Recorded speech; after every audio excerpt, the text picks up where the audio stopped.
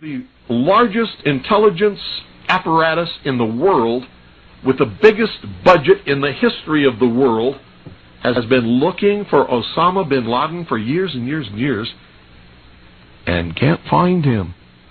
Some doofus, jerk-off reporter with a camera crew waltzes right into his hideout and interviews him.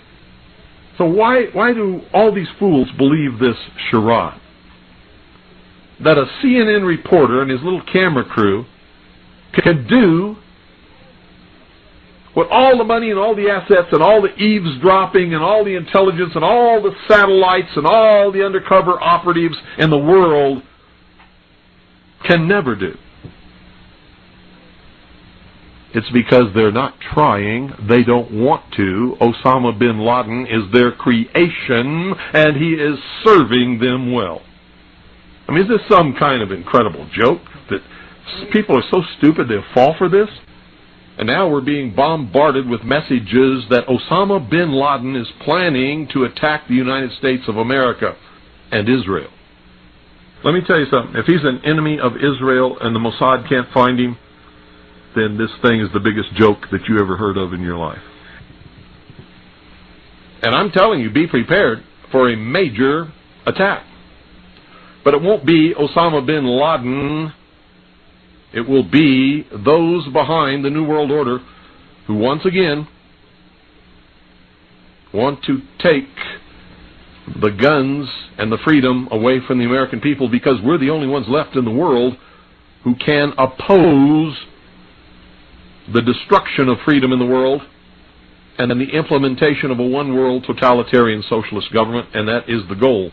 And whatever is going to happen that they're going to blame on Osama bin Laden, don't you even believe it.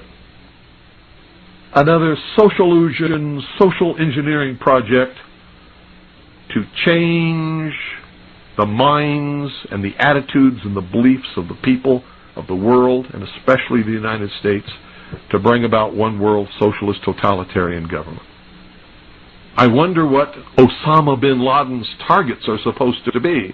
And if they don't, if this doesn't materialize in the next 2 or 3 weeks, it will eventually materialize, because they haven't succeeded in getting the guns out of the hands of the American people, nor have they succeeded in taking our freedoms away. In fact, there's been a great awakening in this country and a big backlash against these Marxist, communist, puke-faced, lying, subversive, Nazi, jackbooted Gestapo thugs that is gaining momentum.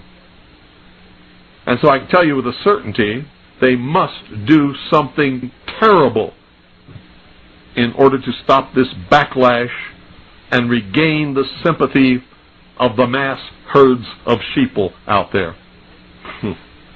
And supposedly we're not the only nation searching for Osama bin Laden. So the vast economic resources, the vast technological resources, the vast personnel resources, the vast networks and intricate web spun over all these years by the CIA, the FBI, and the NSA can't find Osama bin Laden, but CNN can? Bullshit. What a crying shame. How in the world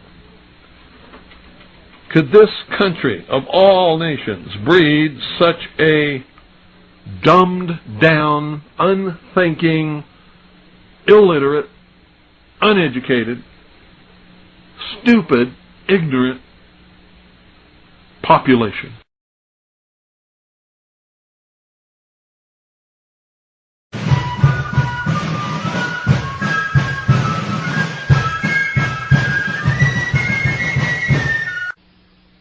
Hello? Anybody home? Or have you all just had a total migration of your brain power? You know what I'm talking about out there.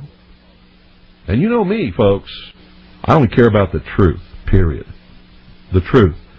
And it's about time some of you got acquainted with the real hard truth. Well, you see, the government knows they can't pull another Waco. They got to try and get us to do something to justify what they want to do. Something stupid so that they could actually declare martial law and start rounding people up. Should always be prepared for any emergency. Oh, I was telling people to get prepared and stock up on 2 years of food storage and water and guns and ammunition, everything 8 years ago. Remember, we must have the moral high ground. So we have to wait for them to do something that justifies acting. Whoever fires the first shot loses. I've said that since 1989. I've been telling people that, and it's the truth. And if they fire the first shot, and the militia moves against them legitimately and lawfully to restore constitutional Republican government, and they bring the military against us, the entire American population will support us. But if we fall into these traps, forget it, it's all over. Revolution, you never know what the outcome of a revolution will be.